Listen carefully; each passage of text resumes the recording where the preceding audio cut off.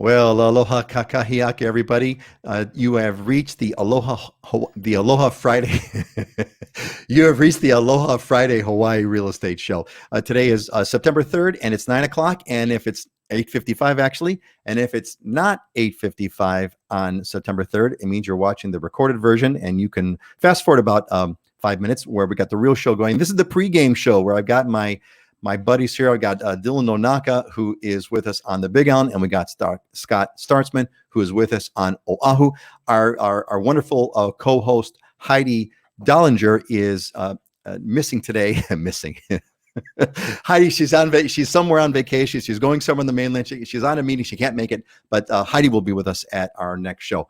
But for now, it's just us guys. Let's kind of go around the bend over here. So Dylan, what's going on? You got what's the print? You got your zigzane. What's your zigzane print of the day today, or what's going on the Big Island? Well, this is Living Hula. This is oh damn, I missed it. Yeah, so my other favorite designer, small local designer, Kumuhula Chrissy Henriques over here on the Kona side. So she's close by. Our kids go to school together, and she's got a great clothing line. So check them out on Instagram. Living Hula is the handle, and you can find them online too. But great prints, real simple designs. I'm a fan of the 2-color Aloha shirt design and not the like multi-color. That's kind of how you can tell if it's like legit local Aloha shirt or like Hilo Hattie tourist Aloha shirt. If there's like more than 3 colors, probably not legit local Aloha shirt. Well, let me check here. Okay, yeah, look, I'm good. Okay, all right. Good. That was you're good. Yeah, you're 2-color. That was a close. I think Scott's got maybe three. Okay, you're Scott. What's going on, buddy? How's things on Oahu? How's the coconut trees? Coconut trees are good.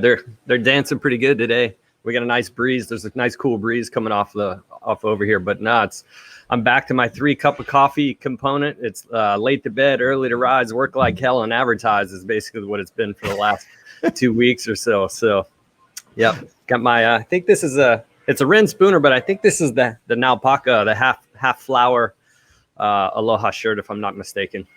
Oh, well, you're looking good, man. We have a bunch of our friends are coming on. We got Joan. Joan was first today, so Joan, welcome. Joan was giving us the aloha before the show actually started. God bless Joan. Good to see you. Good to see you again. And Dwayne Carwell is back with us. Aloha, guys. Aloha, Dwayne. Good to see you. And Natasha Sittner is here with us. Natasha has joined the Islander Ohana, which we are starting. Our 3rd cohort starts next week, Friday. So welcome, Natasha.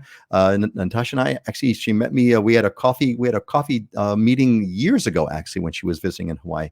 And Kinaya is with us. Kinaya, an alumni of the Islander Ohana. Welcome, Kinaya. Hope things are doing good and awesome. Man, we got everyone who's come in. This is so much fun. Steve is with us. Steve, aloha from Utah. Steve, we're really glad that you're here. Glad that you are joining us. And Tom, what's up with the new plan to limit tourists? Yeah, I'll talk about that. Stay tuned, Tom. Tom Kerr is joining us. Tom is also part of our 3rd cohort of the Islander Ohana that's starting up next week, which is great. And Ray back from Afghanistan. Wow, Ray, man, dude, talk about news. I hope all is well back from Afghanistan. So are you still in Afghanistan, Ray? Are you getting out? Have you gotten out safely? Boy, talk about it. I didn't even think about that, Ray. I think glad you're here, and glad to at least know that you're online. So I hope that means that you're safe. And Monica Dickerson, aloha for Illinois. Well, welcome, Monica. We're glad to have you back. I was born in Illinois. I was born in Chicago. So welcome back. Great. So we got the gang's kind of all here. It's 8:59. I think might as well get the ball. So Dylan, real quick, who's that? What's the name of that clothing brand again? Living Hula. Living Hula. I'll have to check that one out there. Living Hula. See if they make lots of great female attire, lots of different types of dresses and pants, comfy stuff. So awesome. I'll have to check that out. So here's Ray. Ray, what this is so relevant. Ray, we evacuated with the U.S. Embassy and military HQ. Crazy, man. Back in Washington State. Well, Ray, welcome. Man. Welcome back, buddy. Welcome back. Really glad to made my day knowing about that, Ray. That you're all right. And Adrian's got, hello, Scott. What's the fixer upper market look like? Great, Adrian. We got your question, and we got everybody's question, which is great. So thank you, Adrian. I've got your slide ready, and I appreciate you giving us a quick reminder. And Daryl Scott is another alumni of the Islander Ohana. Aloha from Texas, live for one. Excellent. Great to see you here, Daryl. Welcome back. So Daryl, Kinaya is here with us. So Kinaya was part of your cohort. All right, the gang's all here. Let's rock and roll. It is 9 o'clock, and let's get on with the next. Let's do some quick news over here. All right, so here's what's going on over here, gang. So low on oxygen, yeah. So get this. So over the past month, as COVID hospitalizations have grown along with infection counts, daily consumption for medical grade oxygen has jumped 250%. Hospital leaders held an emergency meeting Monday to discuss ways to conserve the finite resource.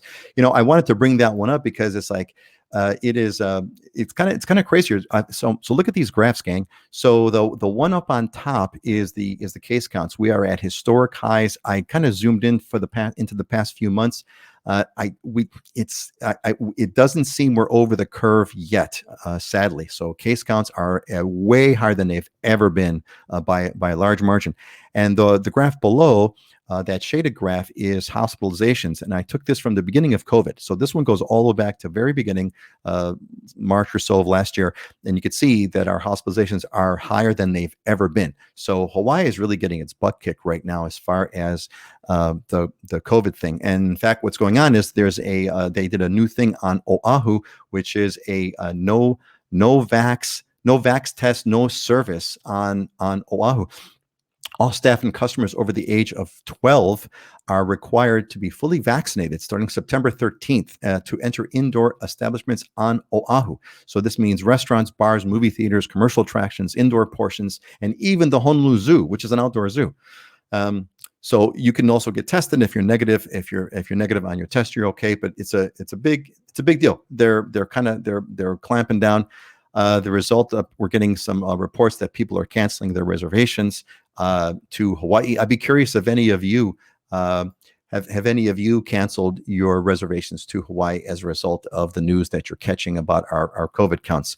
And then finally, there's this whole thing. We've been talking about this over the past few shows, but there's a growing movement, less tourism. And so now it's somewhat become official. The HTA, which is the Hawaii Tourism Authority, I believe is what that stands. The Hawaii Tourism Authority has developed a 3-year action plan to reduce the impacts of vacationing on the island. So this is something new. It's always been about growth. It's the first time there's been sort of an official government plan per se to shrink. Whether or not we're going to actually shrink, it remains to be seen. But that's that. All right, that's our quick news update. Auntie Joyce is with us. Welcome, Auntie Joyce. Greetings from the hazy San Francisco Bay Area. Miss you all. We miss you too, Auntie Joyce. Get home and get safe. And Tom says we didn't cancel. It just simply kept pushing off booking. Yeah. Well, that is par for the course. So let's get some update on news, on non-real estate news. We got the real estate section later, but for now, Dylan, what do you got to report on this? What's been kind of happening news-wise on the Big Island that is worth mentioning? Yeah, I mean, we're having medical issues here. Beds are almost full. My brother-in-law is a firefighter, and he said, "Stay safe. Don't break your arm. Don't do anything because you don't want to go to the emergency room right now. They're totally packed." And so that's the major news. The mayor is instituting some restrictions on gatherings. You can't put a pop tent out on the beaches and the parks because they don't want people gathering in groups, and they're pleading with us over Labor Day weekend not to gather and continue to spread. So that's the big thing. I mean, we're definitely feeling it here on the Big Island. It's funny how kind of each island is handling it differently. We don't have anything like the no vax or no service kind of policy yet, but who knows what's going to happen over the next couple of weeks. It depends on which way the council are all going to go. That's kind of where it's all depending on. So we got a few people that jumped into this one here real quick. Let's recognize a few folks. Tom said, Tom, yeah, he said that I already got Tom. Sherman is back. Aloha from Tennessee. Welcome, Sherman. And Kelly is with us. Kelly Hobby is also an alumni. A lot of alumni here, Islander Ohana members. Alums from the Island Ohana, which is great. Patrick says we postponed our trip to Hawaii. We were supposed to be there now. Yep, that's Patrick, I think you made the right call. It's kind of a crazy. I'm getting that from some folks. I've had some folks say that had a trip planned and are even either pushing it back or cancel it for now. So it's definitely happening. It's kind of one of these unpredictable things, right? And so it's not some. I mean, COVID's like rampant here. It's crazy. It's worse than it's ever been. But I think it's just the unpredictability and for me, travel is adventurous as it is. I don't want any more adventure and drama than I am paying for. Scott, what do you? You're not gonna enjoy your trip right now, right? If you can't gather on the beach with your family and you can't go to, if the restaurants are shutting down or slowing down their service, or maybe a lot of them are closing in-person dining, things like that. Some of the tour and other recreational activities are gonna shift over the next couple of weeks. You're still gonna be in Hawaii, but you're not gonna necessarily maximize the experience right now. It's like, what's the point, right? Yeah. You could always go surfing, but you could only go surfing maybe 16 hours a day. Scott, what do you got to share with us that your observations on Oahu for the past 2 weeks? Well, in separate news, there was the article I sent you the other day where Department of Planning and Permitting is trying to change the short-term rental period from 30 days to 180 days, which is just an absolute nightmare. They're trying to basically say you can't, if you're in residential zoning or non-resort zoning, you're going to have to rent your property out for a minimum of 6 months. Otherwise, you fall under a short-term rental, and you can't do it for less than 6 months, or 180 days, I should say.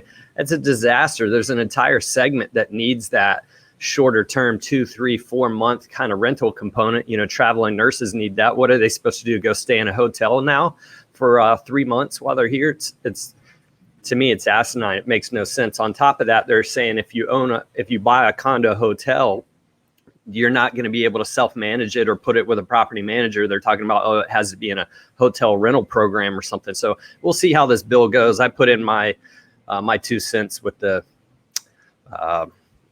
testimony. Yeah, the testimonial side. So, well, I think this is an interesting trend, that we're seeing. And Blangiardi, I caught an article on that where, Blangiardi is the mayor of Honolulu. Blangiardi, straight up said, hey, we are doing this because we don't want to have vacation rentals in residential areas. And so you've got this sort of negative backlash that's coming in. It's a mess. It's a mess, and it's going to be a bigger mess. So we'll see how this. But Dylan's, I know, Dylan, I know what you're saying. Dude, I just see the grin. I know what you're saying. Dylan say we got what we asked for. We got the government that we deserve. Joan is chiming in. I'm due to fly in on September 29th. I've had my reservation since the beginning of July. I'm moving there. I rented an apartment in Honolulu for a year and have to vacate my Colorado apartment. Joan, you're in. Joan is doing it. Good for you, Joan. That's what it's all about. All right.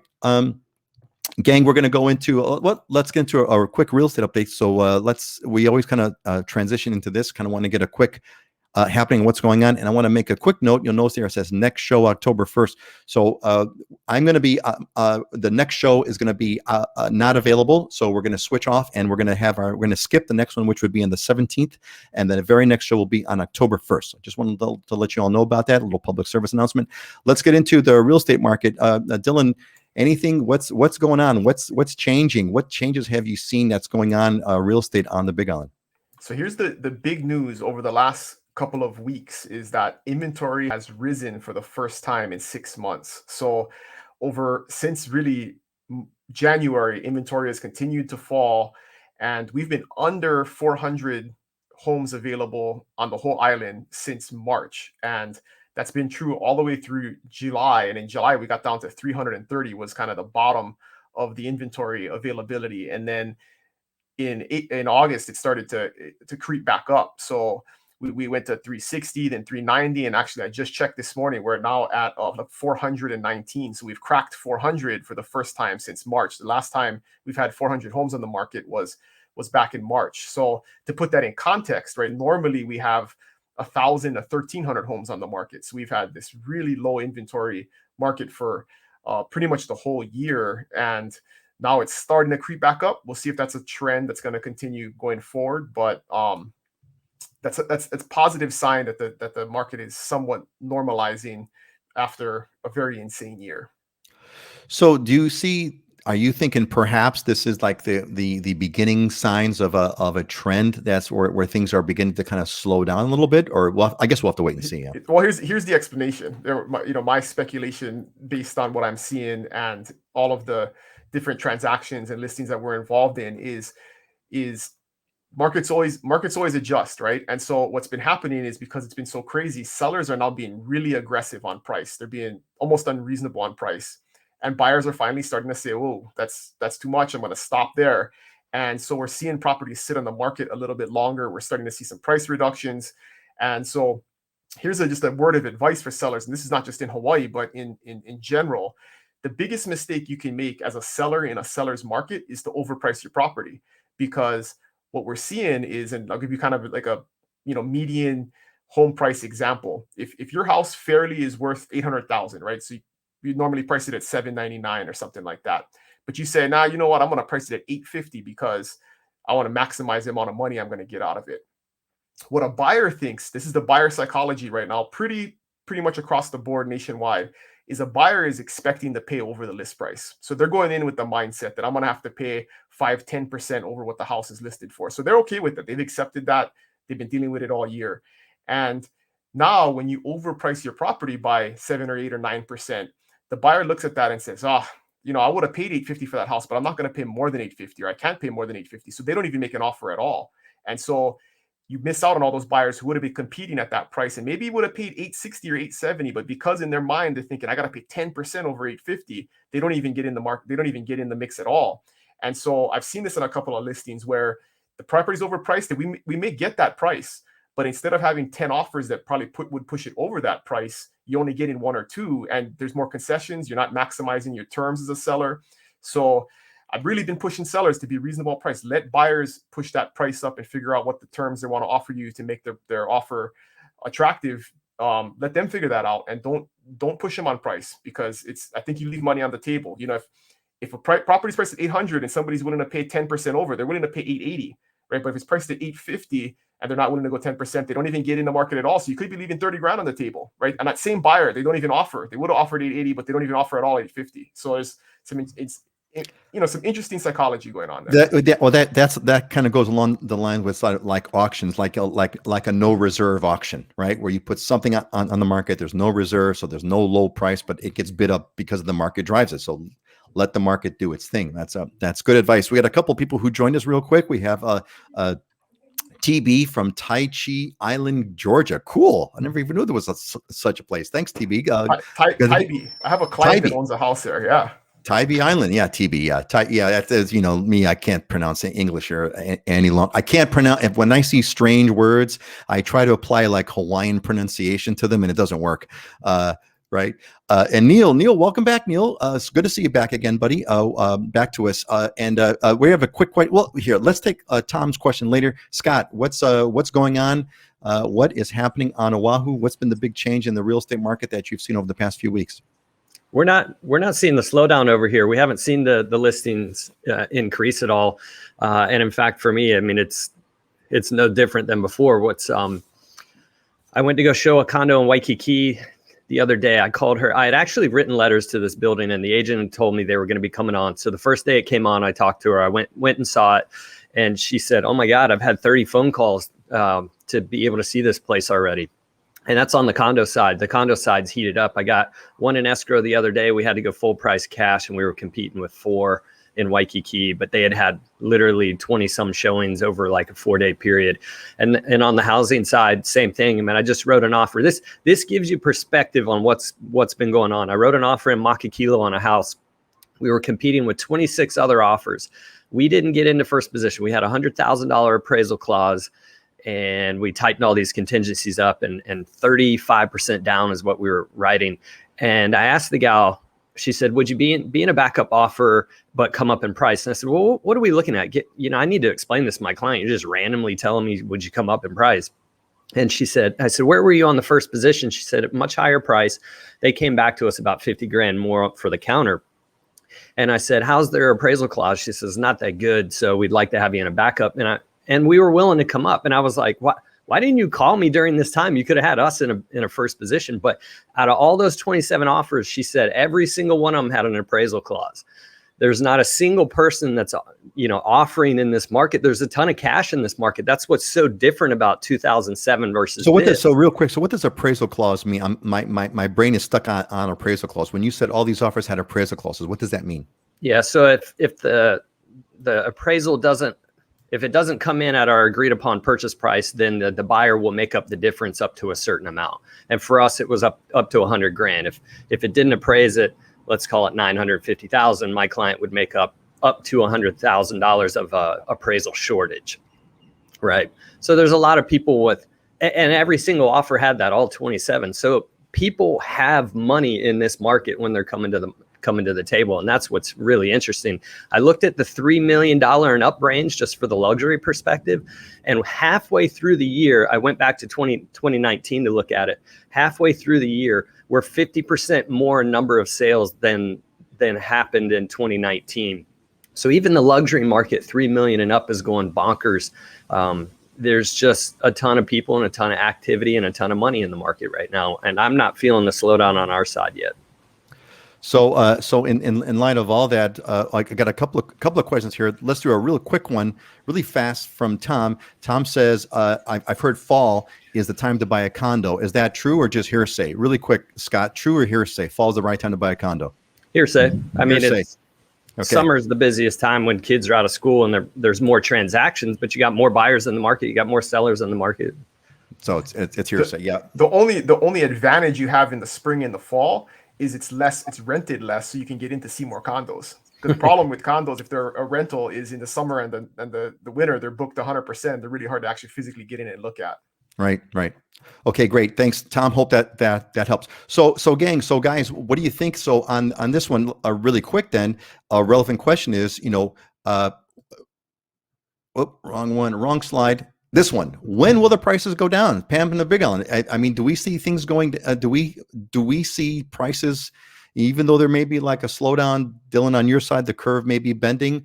Have we seen anything that indicates that prices are going to go down? Zero. Never.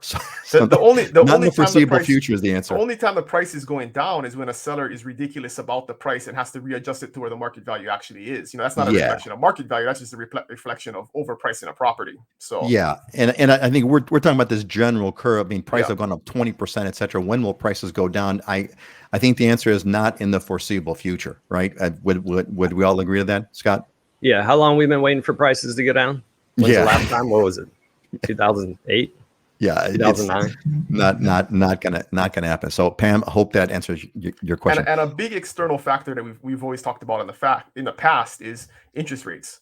Something that will dampen prices is if interest rates go up and your monthly payment goes up for the same house, it's going to change the dynamic from a buyer's perspective. So that's one thing to consider, is just watching interest rates, and that's outside of our control completely. Yeah, go ahead, Scott.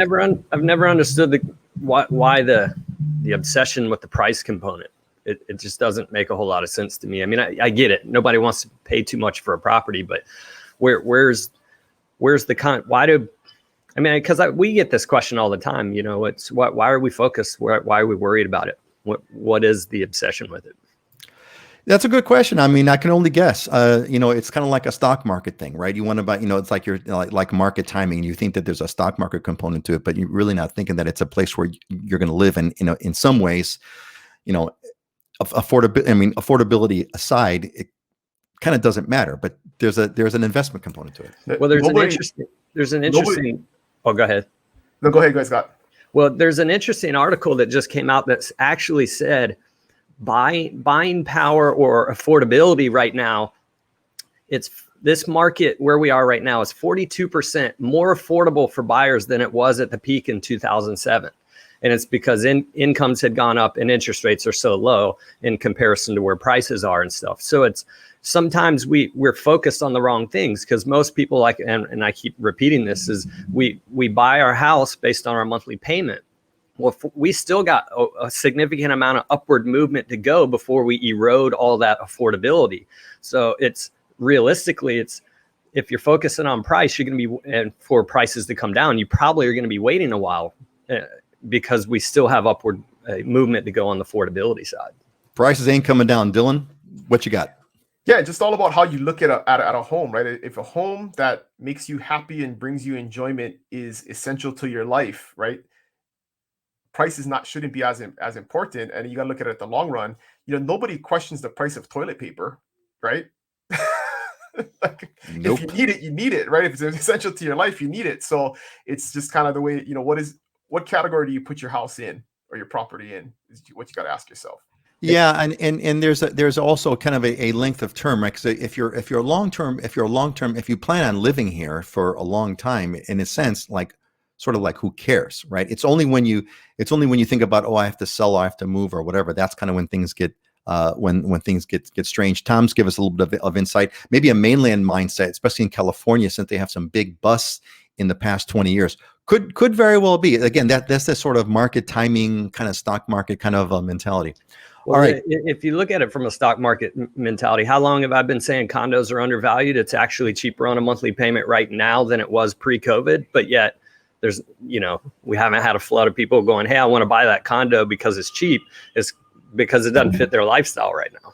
Yeah. Hey, and we told everybody, we don't, when COVID started, we don't think, there were a bunch of people who were saying, wait, it's going to crash. Like, nope, not going to happen. All right, let's move on. Real quick, want to give everybody a quick pitch. And look, if you've gotten here because you got the email newsletter notification that told you about the show, you're in. If you did not get here through that way, you want to get to livinginhawaii.com. Get yourself on the newsletter. You'll get notifications. We send a newsletter every Wednesday, videos, content, etc., all kinds of things that will get you to the show. So I want to give a quick pitch for that. Hope you're going to join us if you haven't already. All right, we got a bunch of questions. I got a couple from people that are here waiting for us. Kelly is the first one who sent it in, and then we have the other ones from I got you here. I can't remember the name, but I've got you.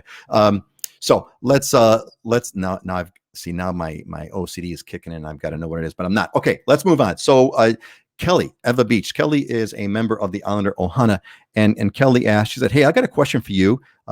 This is for the Big Island, but we're going to hit both of them. This is for the Big Island. With remote working, do you think this will change the economics and development of the Big Island? It's from Kelly. So let's kind of hit this one. I know that there's a lot of changes that are happening from the point of view of the remote workers, etc. What they call Zoom towns. I don't know if you guys have heard this term. It's called Zoom towns. There's a growth of Zoom towns now going on. Dylan, have you seen, felt, heard any kind of changes that you see kind of going on now because of remote work? What's happening on the Big Island?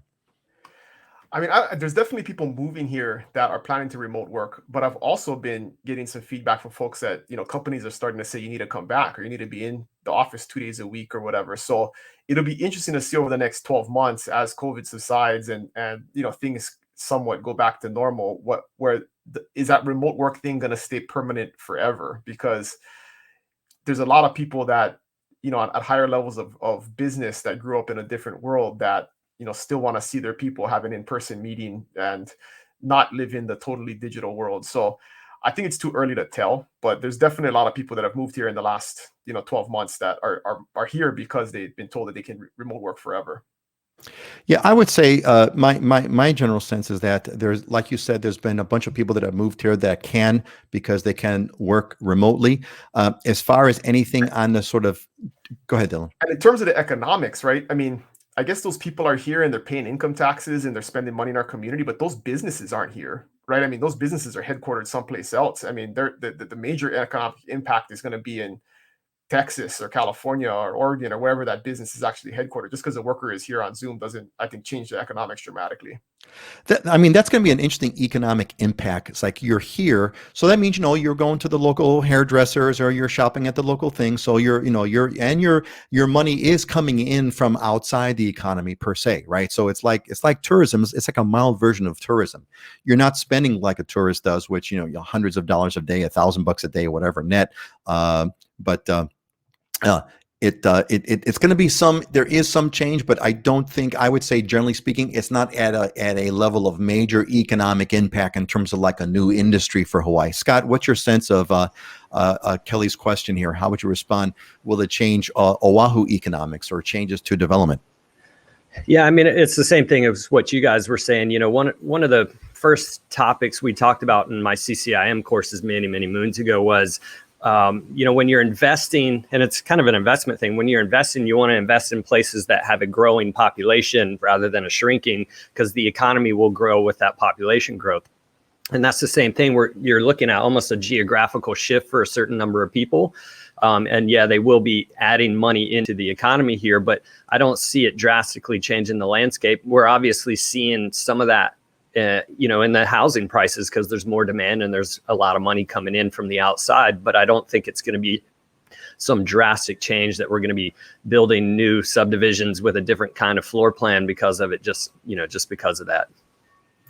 Yeah, so it's a tweak at the edges. It's a tweak at the edges. Now, I think a larger topic, which is a larger issue, which is outside outside kind of where our conversation is with this. There is this interesting thing, and you all see it kind of creeping in here, where we don't want tourism to be as big as it has gotten. We've always wanted it to be. We've always wanted more, right? We want more, and now we want less.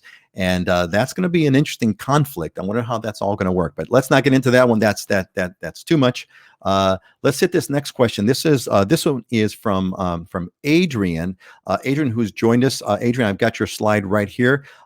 So this is an interesting one. So Adrian says, "Hey there, my partner and I are looking to invest in fixer-upper homes and condos. Is there a market for that in Hawaii?" So thank you, Adrian, for sending us that question. I think it's a good one. Scott, I kind of was thinking about you just because I've known that you've done a lot of fixer-uppers over I remember a long time ago, Scott, many, folks, Scott and I go back like something like 20 years. And I remember way back in the very beginning, you were sending me some photos of condos that you were renovating and you were redoing and fixing and flipping, etc. So I'm sure that Dylan has done a few of those too. But Scott, why don't you lead us up on this?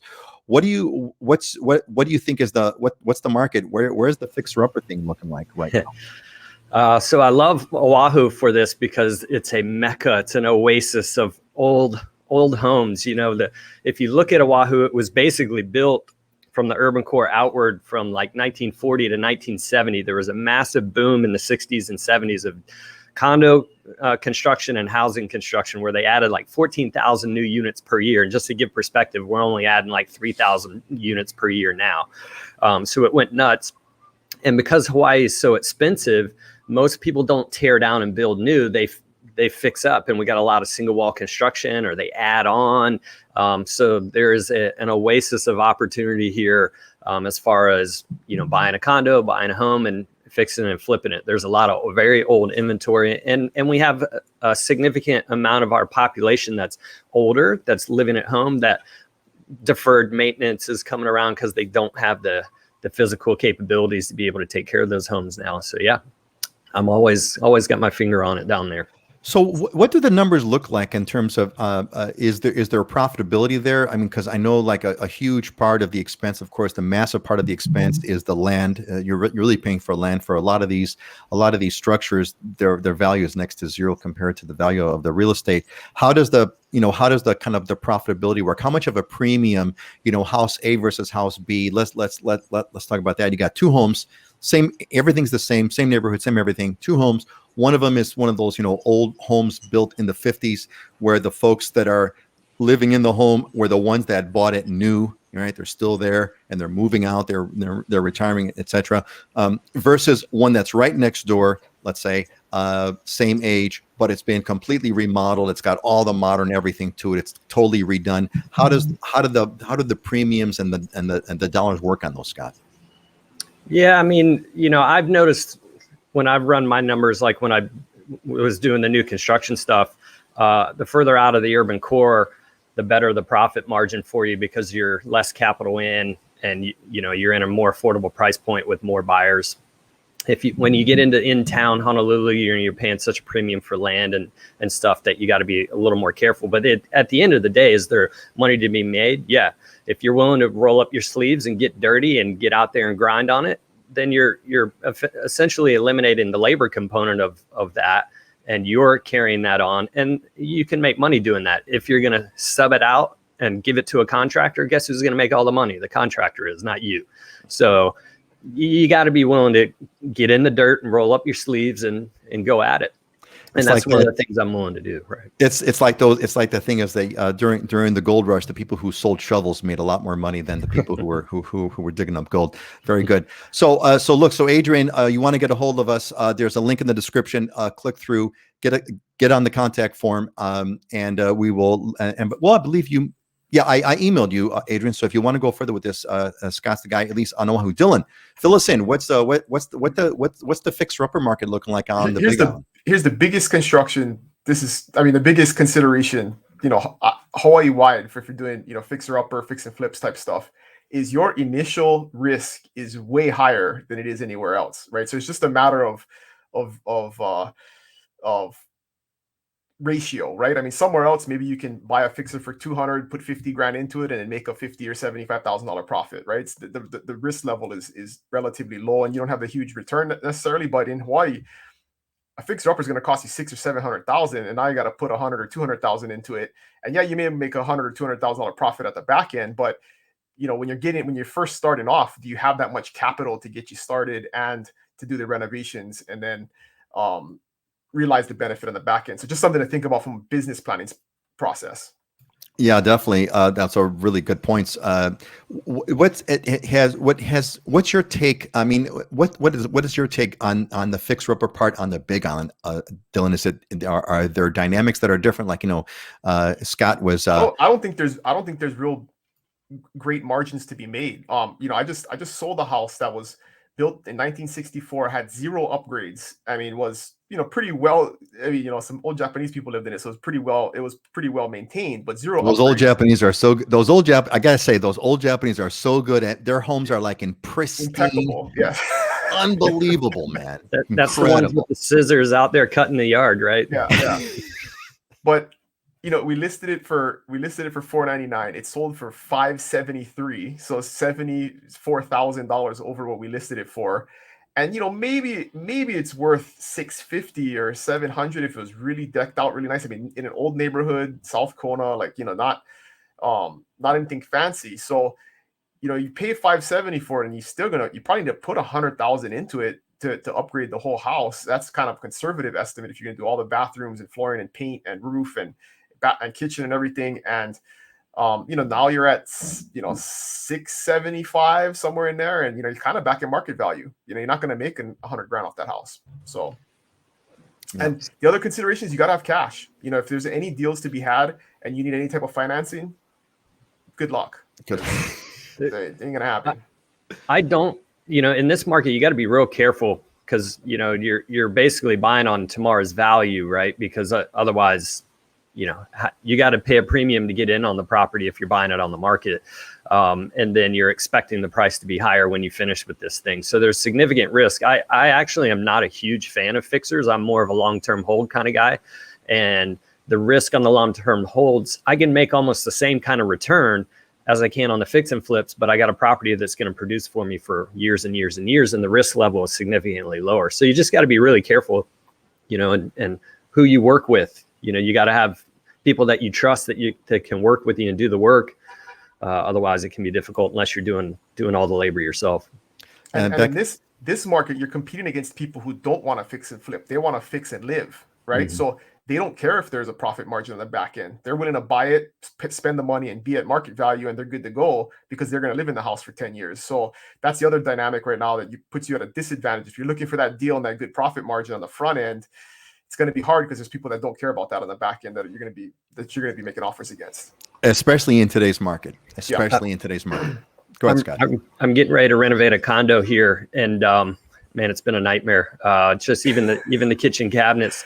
I was like, I had my whole layout set up. I went to go put the deposit down and whatnot. They're like, oh, by the way, we're out of this and we're out of that. And it's not going to be until potentially end of October before we get that in. And then I'm trying to get my Curdy products for the shower pan, for the shower surround and stuff. They're out at Doll Tile. I had to order it off of Amazon. I'm like picking over here, picking over there, and trying to set this timeline up. I'm like, man, this is a mess. It's a headache right now.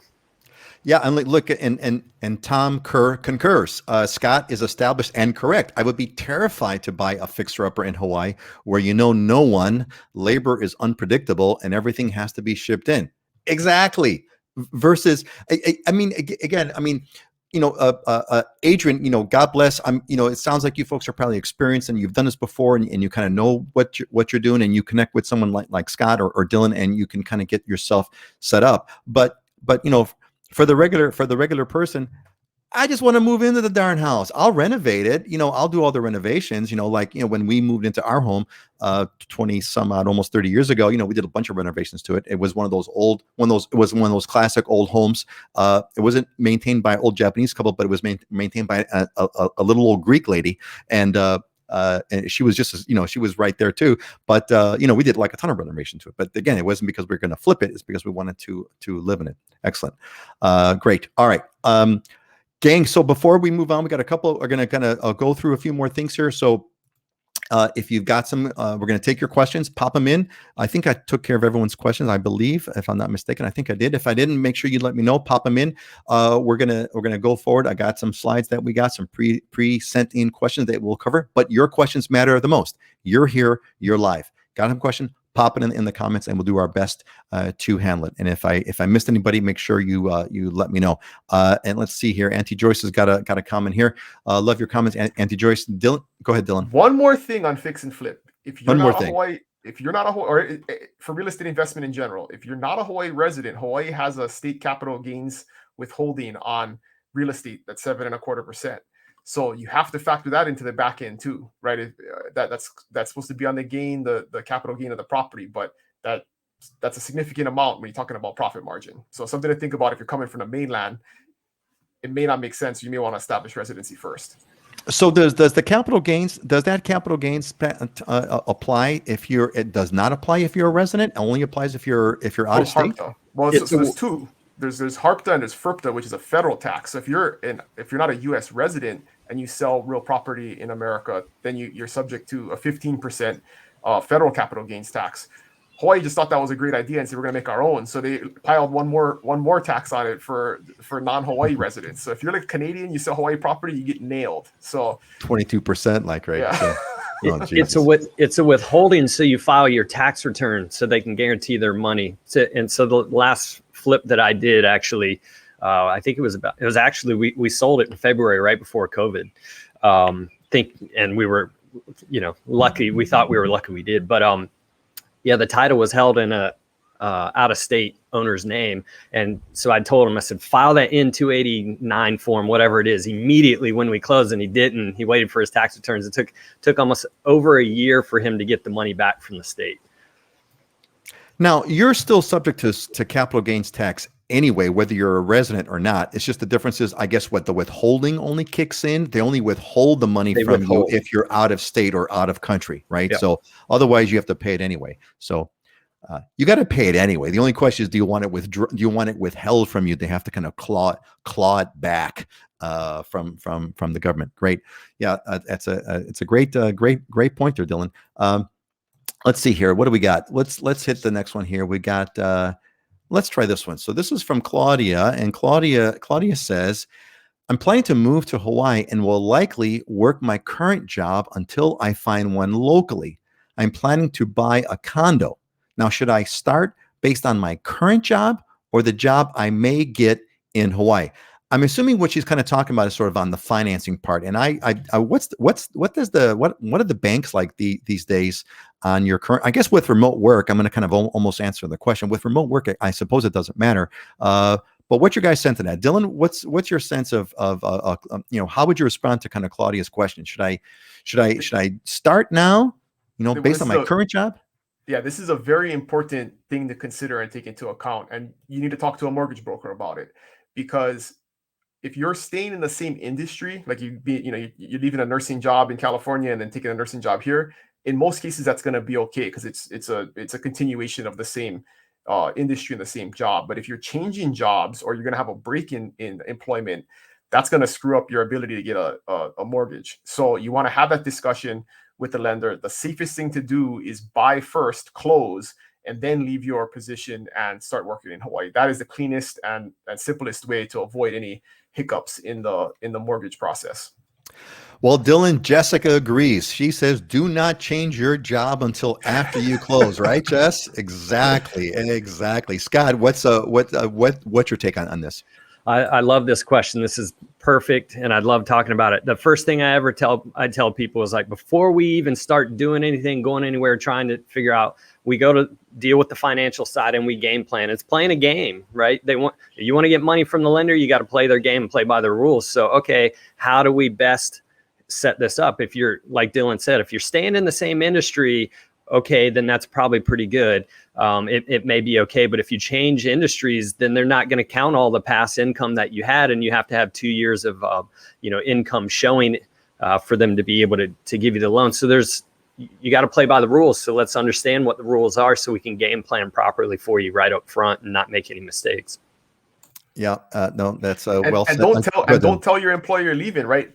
The underwriters now will call your employer and verify your employment. If they say, yeah, they're employed, but they're leaving next month, that's not going to be helpful to you, right? So you really got to think this through and talk to somebody who knows what they're doing to advise you properly. Same thing with retirement, right? If you're planning to retire, wait till after you're closed to do your paperwork and retire, because you want to show that income is steady and it doesn't affect your ability to obtain a mortgage. And here's the other thing too, and people don't realize this. And I actually did this with a client from Arizona. He was getting ready to retire, and literally retired 5 days after we closed, but we had to play the game of, getting the loan prior. But I've had clients, and I'm dealing with this right now, significant high net worth, have lots of assets, very little income, and the loans are based on income. So I've had people with $20 million sitting in a checking account, and the lender's like, I won't give you a loan. And I say, justify that.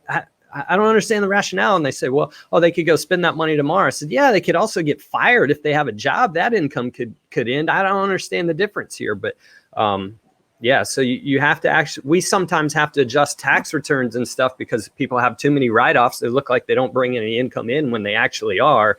And so we have to strategize for some of that. Yeah. So the moral of the story is plan this out in advance, plan it carefully, get your financial stuff kind of squared away, way out front.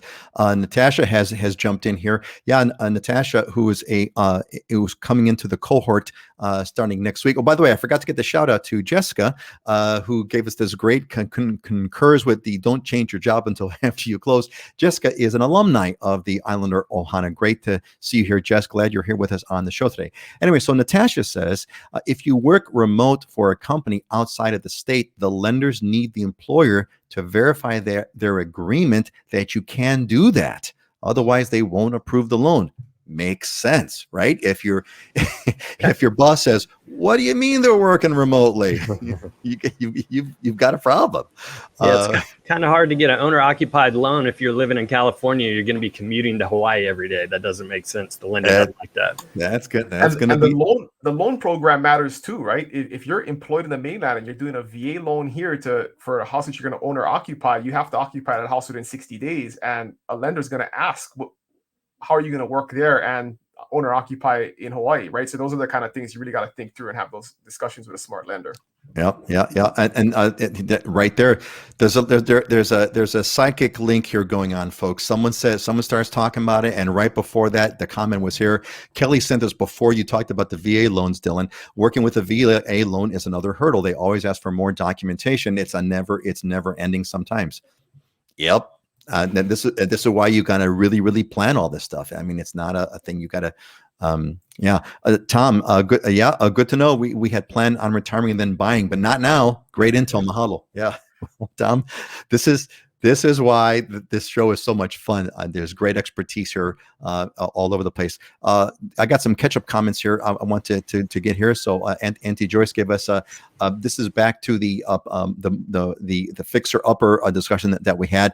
Auntie Joyce is Dylan. That's right. That's what we're doing. We don't plan on moving, but upgrading things. It's all about our comfort. Yeah, that's exactly it. It's not so much about, there's a fix and flip, there's an investment part to it, but it's all about, what life do you want? Diane, if you are here and trying to buy furniture, you have to wait. There is a backlog. Purchase in May, might get it in October. Same with appliances. Try and buy a refrigerator right now. I'm still waiting for my washer. They've delayed me 3 times already. Oh man. And see, and here I was really upset because I ordered a new webcam from Amazon and it got lost in the shipment and I was all mad. So, everything is relative, right? And here you guys are bigger stuff. No, so Natasha followed up here. One more thing to think about, your medical benefits won't always translate to Hawaii from the mainland if you decide to remote work full time. Excellent point. I see the nodding of acknowledgement over here. Yeah.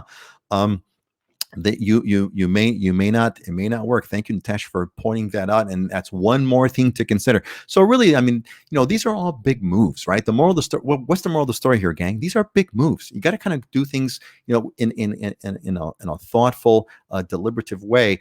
And you want to get a hold of people who've done this before a million times, like Dylan and like Scott and like Heidi, done it a million times, and get that done as early as you possibly can. That's super important. Yeah, and Jessica says, yeah, my new dresser will arrive in January. If you're lucky, Jessica, if you're lucky. Yeah, and Auntie Joyce, same with appliances for the new kitchen. Yeah, the cabinets made it, but like Dylan, there's another psychic link there, the appliances. That's what Dylan had just said. Jackie is also an alumni of the Islander Ohana. 19 days again, counting down. Well, good luck. 19 days, Jackie. It's almost there. We're going to have another. We're going to plan for another Islander Ohana official meetup, probably sometime in October. Megan, this is great, man. It's like Ohana, truly Islander Ohana members over here. Megan, who's also an alumni of the Islander Ohana. Hey, Jessica, we feel your pain.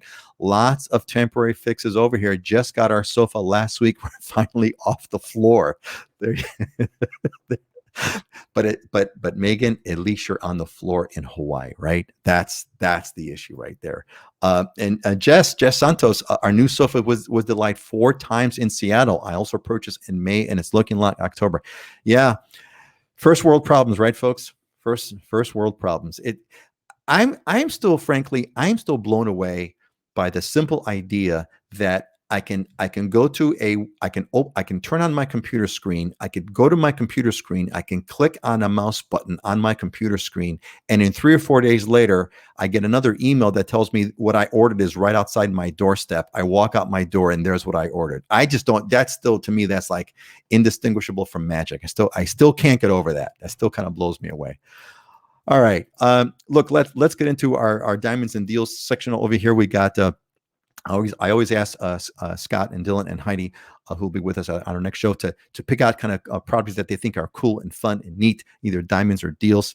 Right, Megan. Yeah, first world problems for sure, exactly.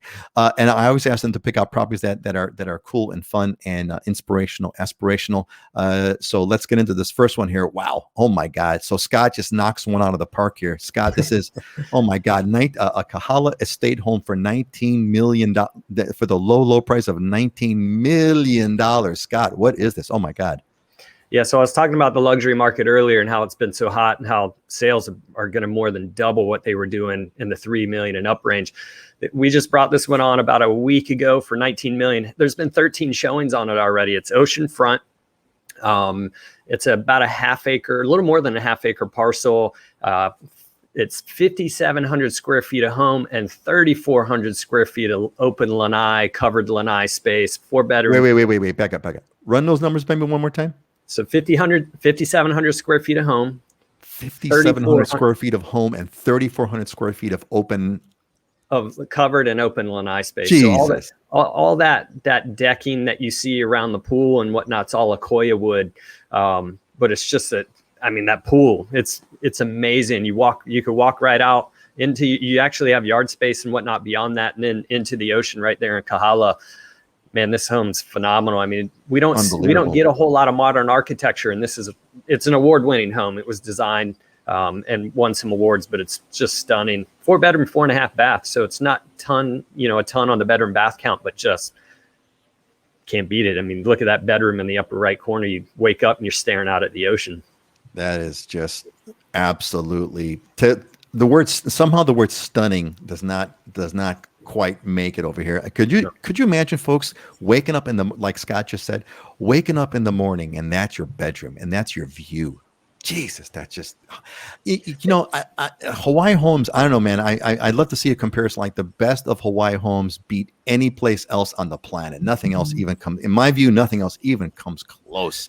And what's incredible to me is we've literally 13 showings in like 5 days. Wow. I mean, that just shows the level of, the activity in the marketplace through and through from top to bottom of the market. Hey, one of you Islander Ohana members, I need you all to buy one of these homes because I want to have parties. I want to have Islander Ohana meetups at this place. All right. Can you guys do that? One of you, please. Joan, maybe you. Joan says, real quick, I'm selling all my furniture and auto. Am I going to be sleeping on the floor when I get there? I can wait for other furniture, but I need a bed. Facebook Marketplace. There you go. Yeah, Facebook Market. Well, Joan, you can always get one of those inflatables. You can go into Walmart or Costco or whatever, get the inflatable. Actually, now that I mention it, Costco. That's where you want to go. Costco's got. I've seen beds at Costco. I've seen furniture at Costco. I ordered a couch from Costco. I mean, it took like 3 weeks to get here, but I mean, it came in like 6 different boxes. A huge sectional, U-shaped couch. There you go. I even know when we did our bathroom renovation, I ordered my bathroom vanity off of Costco because it called cabinets, countertop, all the fixtures, everything came in one piece, and it was about half the price if I'd have bought it locally here. All in different, all separate pieces. So Costco's a pro tip for sure. Costco, man, go to Costco. Jackie says, I'll after the lotto, I will buy it. Well, Jackie, you better buy your lotto tickets now because when you come to Hawaii, there ain't no lotto here. So you have to your time. That time is running out to win that lottery. Joan, we actually found nice mattresses on Amazon with $27.99 shipping. Costco had a great selection last week as well. There you go. Thank you, Megan. Great tip. So, John, I think you're going to be okay as far as sleeping on the floor. You're going to be all right. But first world problems, right? So, but you'll be in Hawaii. That's the key. All right, Dylan, not too far back over here. I guess we have the Big Island version of what Scott just showed us. So, Dylan, what's this? Kahakai Estates, 2.9 million. What is this? Unbelievable. Yeah, just a beautiful, estate property on like a little over an acre, and it's a setback off of the ocean. I didn't get a real great ocean view picture here, but you can see the ocean. I mean, sweeping, 180-degree ocean views from those bottom 2 pictures. That's that living room, just walks right out into the lanai and that infinity pool out there. It's got some terraced yard in the front. Just a beautiful property. And hey, $3 million, compared to Scott's, can't go wrong, right? It's a deal. It's a deal, man. Jackie, you don't need to win the Powerball lotto now. You could just win like a lower version of a lotto and still get this. Yeah. Great. It's a great contrast, right? You have the $19 million property on Oahu, which is absolutely, beyond stunning. And then you have the $2.9 million. You're just going to pay that premium on the water. That's one thing. I mean, you can get very similar amenities and feel and stuff, but you're going to pay 100% more if it's sitting on oceanfront. So now is this one oceanfront? No, it's about a half mile off the ocean. But okay, me personally, I really like these types of properties a little bit better because your views are way better, right? If you're propped up, if you're a little ways back and on the Big Island, it's so steep. You could be at 400, 500 feet of elevation, like a half mile off the ocean, and then you get these dramatic sweeping views of the coastline. If you're on the ocean, I mean, don't get me wrong, it's beautiful, but it's a much different view. You're sitting at the beach and just looking out into the water. You don't get those kind of wide, big, open views. So. I mean, yeah. So that's a really good point. I mean, they're both incredibly stunning in their own ways. I think there's another element too, which people take for granted. Is one of the really interesting things that I got. My wife is a native Cook Islander, and she was expressing to me that in Islander culture, especially sort of older Islander culture, the beach is not where you want to be. Nobody wanted to be near the beach. That's kind of where they would, bury dead bodies and, kind of junk area. The place where you want to be is sort of up in the mountains where, number one, you can grow food. And number two, when those good old, when those tidal waves come in and hurricanes, et cetera, you're not out in front. It's only the European the European person who wants this sort of beachfront property. Interestingly enough, my wife's father was one of the first white guys that went to the Cook Islands, and he took out a lease on one of the most incredible beachfront places you could ever imagine, and they all thought he was crazy. And today that place has become a resort. So there you go. And temperature, right? If you live at a little bit of elevation, you'll never need air conditioning. If you're on the water, it's going to be hot. So that's it's a little bit cooler. Yeah. Yeah. Scott? Well, and all beaches are state-owned land here, so there's a privacy element that you can actually lose. Good point. Yeah, so go on that, you Scott. constantly get people coming in front of your house, so therefore you lose a little bit of the privacy component if that's important for you. Thank you, Scott, for bringing that up. There's an issue in Hawaii where there's no such thing as a private beach. Private beaches do not exist in Hawaii. Anyone has the right to walk on the beach. Certainly if they're coming from 40 feet above the high water mark. 40 feet above the high water mark. Yep. All right. 40 feet above the high water mark. And so to Scott's point, so you've got people that are, you got this incredible okay, I just had a funny thought over here. So Scott, I'm imagining, you wake up in the morning, and you see this your beautiful bedroom, and you look out this beautiful bedroom of this $19 million house, and there's like a half a dozen people kind of throwing a beach ball in front of your bedroom there, and they could all do it legally. So there you go. Anyway, but that's true. Yes. So you have that's another consideration of why kind of being further up in the mountains is, for many people more desirable, but you can't beat beachfront. So I had a client one time where people kept coming in front of their house over there. So they put drip lines down and planted an alpaca out further. So the alpaca all grew in all thick. So people couldn't, for one, it gave them a little privacy barrier, and it gave them a little beach area in front of their property, which is totally not legal. But then it forced people to go around, and they stopped coming in front of their house. They kind of basically took over the space, and it was not very well liked by a lot of local people. Yeah, that stuff. We definitely we do not like that when we see it. And there was another incident I remember in our neighborhood where somebody put a no trespassing sign just at the right spot where you can misinterpret it to mean that you can't go on the beach, right? And man, that just caused an up. I mean, we had people with torches and pitchforks at the neighborhood board meeting showing up about that, and rightly so. I mean, I think it's a cool thing that Hawaii beaches are. You cannot have a private beach in Hawaii. Thank God. I mean, because could you imagine if we did? If you could, right? Okay, you know what I'm talking about, right? You know what I'm talking about. If there would have been private beaches, there would not be beaches for anyone. They would have all been bought off. So thank God that we have that that element. But there's an exception. Patrick brought it up, except for military beaches. Yes. Yeah. Except for military beaches. Except for military beaches, there's always an exception, right, Dylan? Except for military beaches. But there's a good, quote unquote, there's a national reason for that. I think when Obama used to come here during his Christmas thing, he used to kind of go and this place in Kailua that was right next to a military installation. And I think there was a by design. All right. So a couple of follow-ups over here. So Joan gives her mahalo to everybody who's given her good advice. Another one from Auntie Joyce. Joan recommends shipping the car. Very expensive to buy here and inventory is low. Joan, I hope you didn't sell your car. That's actually good advice. Dylan had mentioned that as a while ago as well. Cars here are, because of the whole car shortage thing and that whole messed up market, chip shortage, etc., is kind of screwing up cars and screwing up that market. Joan, if you could ship your car if it's possible. But then again, you got to have a place to put it when you get here. And Ron talks about salt spray. Yeah, Ron, that's another good point, salt spray. And I remember I had some friends on the North Shore, and they were telling me that, they would buy computers and they would have to have them inside the house with an air-conditioned climate control. I'm like, what are you doing this for? He goes, oh, well, because the computer won't last a year in the salt spray, right? It just kind of goes out the window over there. Tom Main, mahalo, great to be back. Yeah, Tom, great to see you, buddy. Glad you're here with us.